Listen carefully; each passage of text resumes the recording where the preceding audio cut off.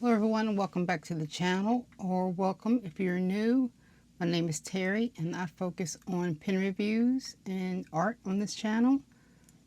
In this video I'm going to go through my currently inked for the month of August 2024. In my last video I said I was going to take a little time off, and I did take some time off to move my setup to another room. Unfortunately I got COVID and then I had to go away to the West Coast for work, so I've been a little bit slow in getting my room set up. Luckily my COVID symptoms were very mild, but the fatigue is it's something. So I'm kind of struggling with energy levels, but I wanted to still do my currently ink for the month. Unfortunately it's in my old setup. But I hadn't planned to do this face-to-face anyway, so there's really no big difference in it. So I'm going to go through these 10 pens, and I have a couple of extras that I'll talk about a little bit. So the first pen up, it's kind of hard for me to get these pens out of here. There are a lot of long ones in here this month. So the first one is the Natami Super Warship. I bought this from Natami on AliExpress. I've had this for about a couple of months. And this color is lightning. I also have the darker resin one, and I think that's called Storm. So both of them are fine nibs. I think they only offer them in fine nibs. And these are vacuum filled pens. The next pen is an Opus 88 Demonstrator. I have a Hero H718, a TWSBI Precision, my Ryan Krusac Legends 14, my Indelible and Lotus pen that I got at the Baltimore Pen Show, a Waterman Carene, Pelikan M800. This is a Waterman Phileas. This is a Gioia Partenope.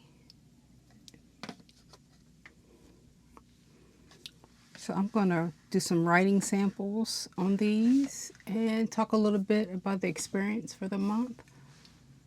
All in all, it was a good month. I had a lot of downtime, so I was able to write quite a bit. So let me start with this Natami. Again, this is the Super Warship. This is a fine nib. This is inked with Robert Oster Pink Squirrel. I've used quite a bit of the ink. So this is Natami. Super Warship. It's a fine steel nib. Now I did have to smooth this out a little bit, kind of ground it a little bit thicker as well. Just not really like me, but I kind of like the way this feels right now better than it did.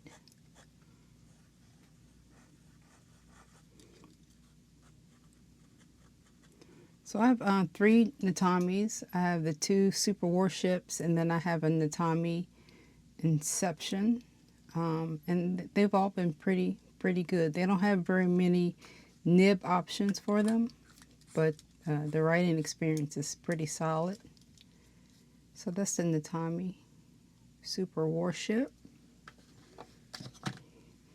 Next is my Opus 88 Demonstrator. I've had this pen for quite a while, and I have reviewed it on my channel. I think I did an unboxing video of it. So this is the Opus 88 Demonstrator.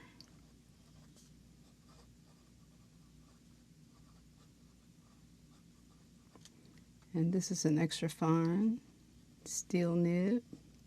It's a Yovo steel nib.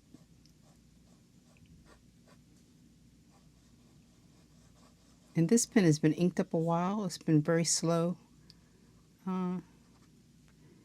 Been very slow in emptying it. Still a lot of ink in it. And I have a mixture of Auto Oud red roses and Leonardo blue in here, so it makes a nice little purple. So I like the way that looks. And there's the Robert Oster pink squirrel. The pink squirrel is a bit dry, but still very nice. And I'll show my French transcriptions, how that went a little bit later in the video. Next, one of my favorite pens is the Hero H718. This is a very heavy pen. It's a metal, all metal pen. It does get a little scuffed up when it's rolling around in my bag. I also have the silver version of it, but it is a retractable, and it's a piston filler, so you just pull this out somehow. Maybe you can't do it when the nib is out, and you just fill it when you pull it out. This has a 10 karat fine nib, pretty small nib. And so this is the Hero. I did smooth this one a little bit as well, and this is a fine 10 karat. It's bouncy, but not really any line weight variation. It's nice in reverse. And this is inked with Auto Oud red roses. One of my favorite reds because, as I've said in previous videos, I like the way it smells. It smells like roses. So that's the Hero H718. I find this pen to be very comfortable. It's heavy. It does not post, but very comfortable to write with. So that's the Hero. And the TWSBI Precision. I had this pen for about a month and a half or so, not very long. I haven't written with it very much. There's still quite a bit of ink in it. It's a piston filler. It does post. Posts very nicely. I don't write with it posted though. The piston knob will move. So this is the TWSBI.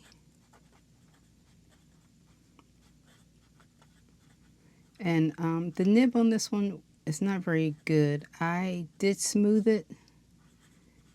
It still needs a little bit more smoothing.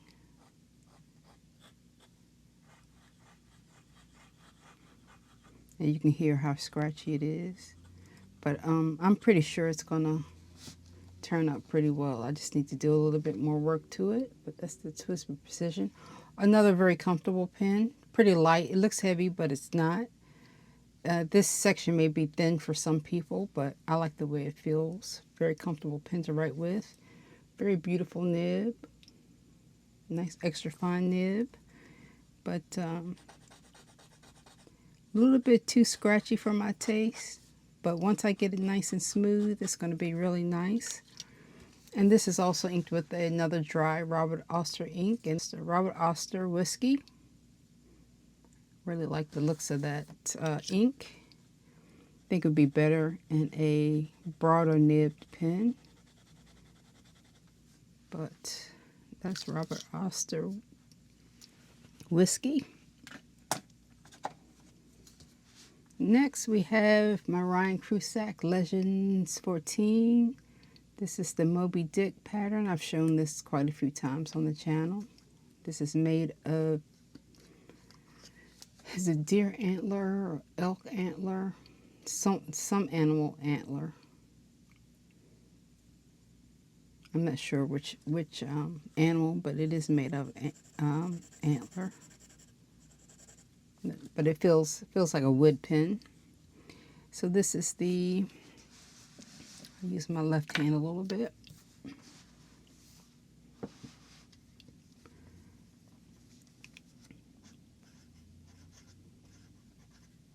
Ryan Krusac. Legends 14. And this is Moby Dick.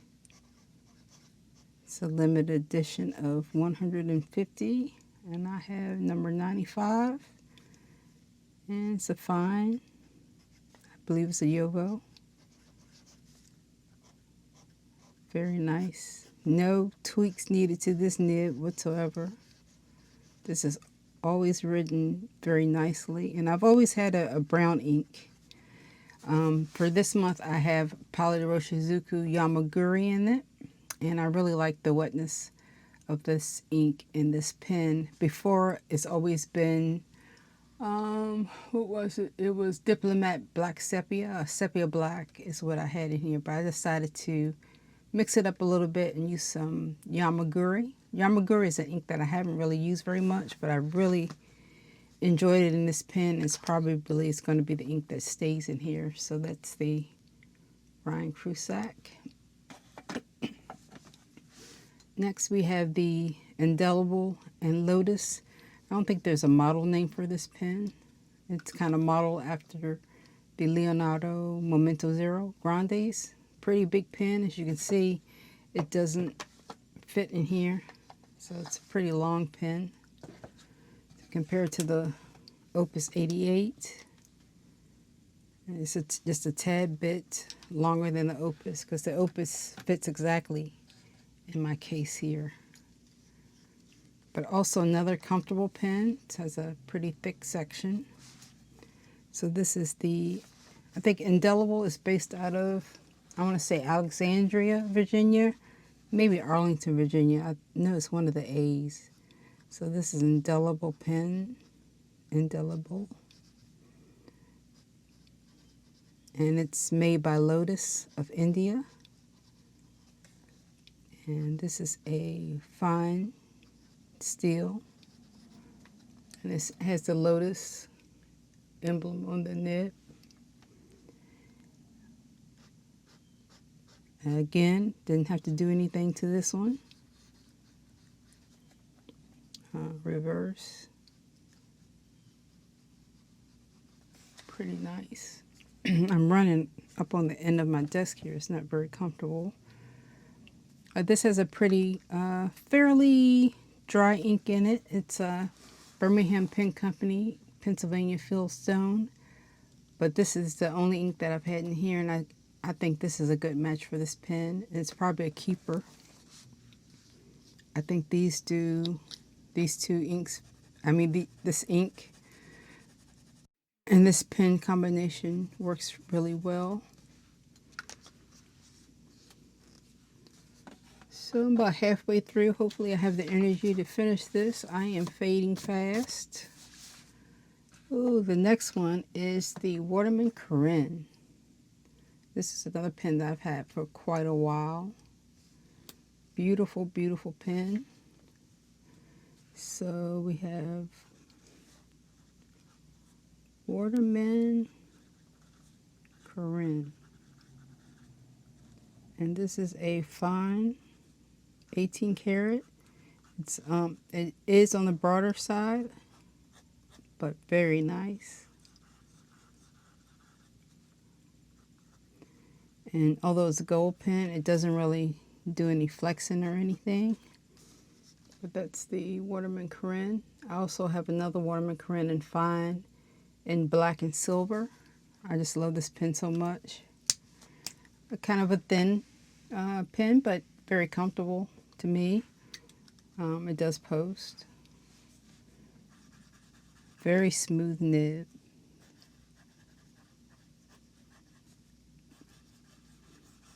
A little bit of feedback on this paper. This is Midori paper. So it has a little bit of a cream look to it, but I still think you can get a good feel for the colors of the ink. And this has always been inked with Waterman Tender Purple. And my other one is also inked with Waterman Tender Purple. I like the combination. So you can see there, the Tender Purple with the Carene.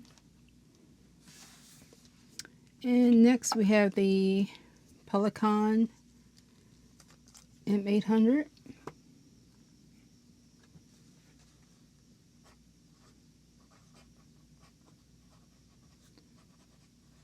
Another very comfortable pen to write with. Very light. It's kind of a chunky big pen, but very comfortable to me. And this is another fine 18 karat gold, also on the thicker side.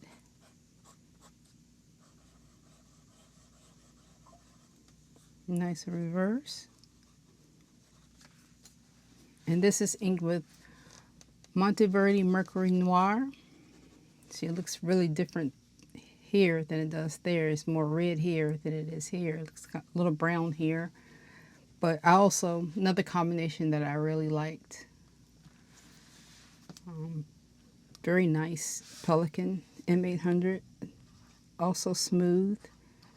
There's a little hard starting there because this I think is, I can't see how much ink is in here, but I think it's almost done for. That's the Pelikan M800. And last month I had the M1000, which was also very nice to use. Next we have the Waterman Phileas. I think this is a pen from the 70s or 80s or something like that. It is a steel nib pen. And you see a nice green with the gold there. It says Waterman. Waterman, France. It's a snapped cap. And it's a steel nib. It's a medium nib. It's a cartridge converter. Nothing special in here. I have a cartridge. But another smooth Waterman. It's Waterman. You can see it's very, very wet with this Mont Blanc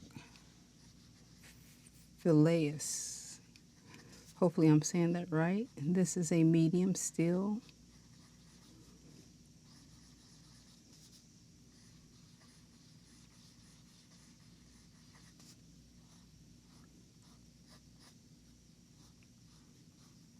It's lovely, lovely, nice and smooth. Smooth as well. Never hard starts. I never had any issues. And I don't think I paid very much for this pen. It's pretty inexpensive. I bought it used, but it looks like it hasn't been used much, if at all. It's a lovely Waterman. Next we have, this was purchased at the Baltimore Pen Show last year. Yeah, last year. This is a Gioia Partenope. This is a black sand.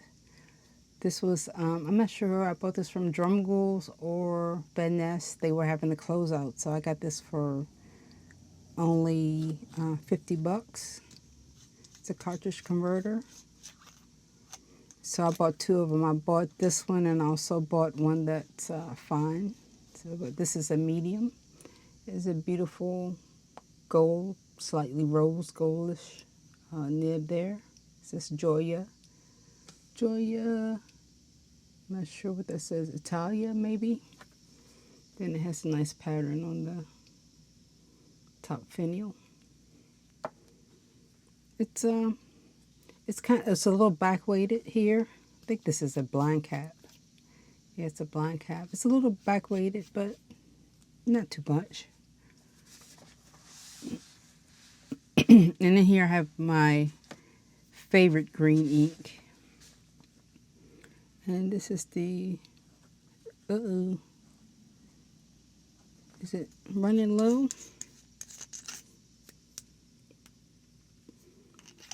There were no issues with hard starting during the month, so I'm not sure why it's doing it now. Gioia Partenope. This is a medium steel nib. There's a little bit of a flex to it, but no line weight variation. A little scratchy in reverse. And this is the Sherwood green. Beautiful green with lots of red sheen there. Yeah, I love this ink. And this was also, this ink here was, this bottle was a freebie from the Baltimore Pen Show last year. It has that beautiful red sheen, fairly wet ink. So you can see how different these greens are. The Mont Blanc Irish green's a little mossy, almost. Mossy green. Then you have that beautiful wet green with red sheen. And this is the Fast Dry, the Sherwood Green Fast Dry. And lastly, what in the world? Oh, that's it. The last two pens I have are just the other pens that I wrote with during the month.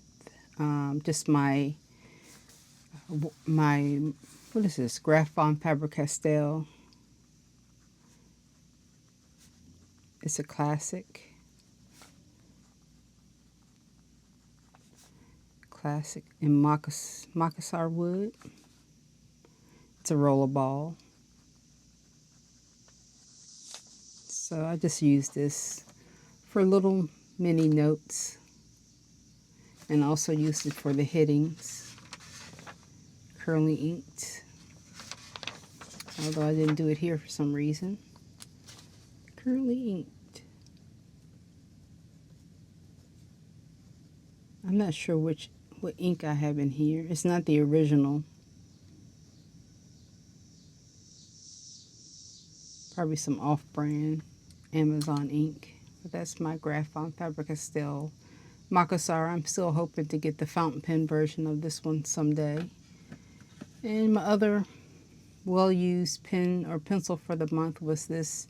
This is a Mitsubishi malt. The body is made from the wood from a malt barrel.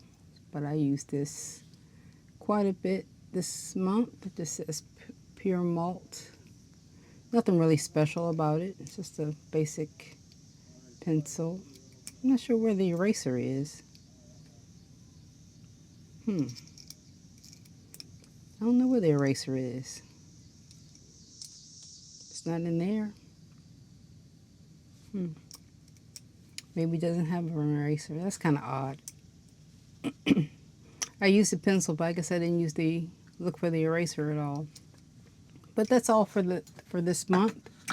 Pretty good month. I would say my favorite by far was the Waterman Tender Purple with the Waterman Carene. Second is the Ryan Krusac with the Polyroshizuku Yamaguri. And then we have the Hero with the Auto Oud Red Roses.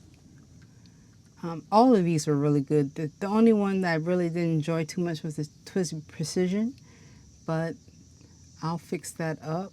I also enjoyed this Waterman, this Phileas with the Mont Blanc Irish Green. Yep, so yeah, all in all, a very good month. I'm very happy. The Waterman Carene, I don't give it enough love. And when I think of my top 10 pens, for some reason, I never think of this one. But I think this has to be in my top 10. Hopefully one day I'll do a top 10, top 5 video. But yeah, this Waterman, I think this is a really good everyday carry pen. It's not fancy, doesn't really draw any attention to itself, but it just always performs. It's an excellent pen. I almost forgot to show you my transcriptions. So this is the Hero H718. Very nice, very comfortable to write with in both hands. This is right hand, and I think the left hand starts here. So it's very nice. I said nice. Ryan Krusac, I said this Bien Aussi. It's very good as well. Right hand and left hand down here. Very comfortable to write with, very smooth. Very nice with the Yamaguri. Indelible. The Indelible was nice. It was a little dry, but I said this was the most comfortable to write with. It's a nice chunky section that it has. And this is what the Pennsylvania Fieldstone looks like. Again, it's a little dry, but still very nice to write with. The Gioia, hopefully you can see that sheen again. I was just editing my first part of the video, and I don't think the sheen came across as good as I would like for it to have, but that's the Private Reserve Sherwood Green. And I said it was very smooth to write with. This is right hand and this is left hand. No real issues with that. It's a Pelikan M800 with the Monteverde Mercury Noir. Said it was nice. There was a little bit of skipping, so the ink may be running a little low. But all in all, it's very nice as well. And there's the Waterman Carene, and I said it was the best, and it was by far the best to write with here and for the month overall.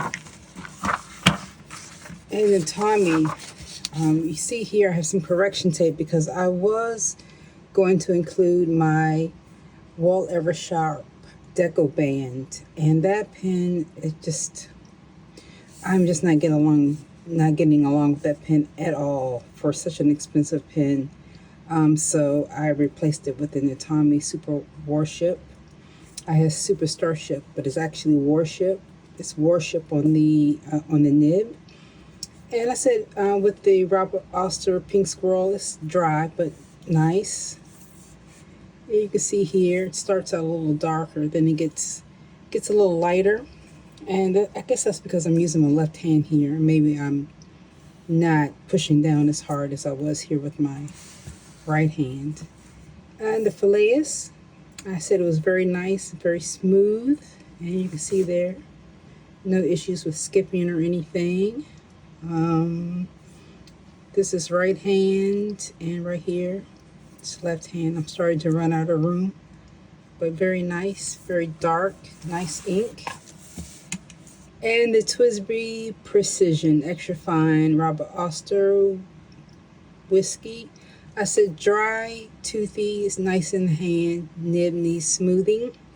And I did smooth the nib a little bit, as I said earlier, but it still needs a little bit more. But it did pretty nice on the paper. Right hand here, left hand here. Very comfortable in both hands. Opus 88 Demo, lovely writer. I said it felt nice in my left hand. Nice ink. It looks good on the paper. Let's see what we have here. And this is a new pen that I'll talk about later, the Sailor 1911 Large Ninja. But that is all I have for my French transcriptions. Again, I am transcribing the color purple in French to help me with my language studies, and also to use up some ink and get a feel for a lot of these fountain pen and ink combinations. So that's all I have for today. I do have quite a few videos that I have lined up, some new pen days. I bought quite a few pens that I need to go through.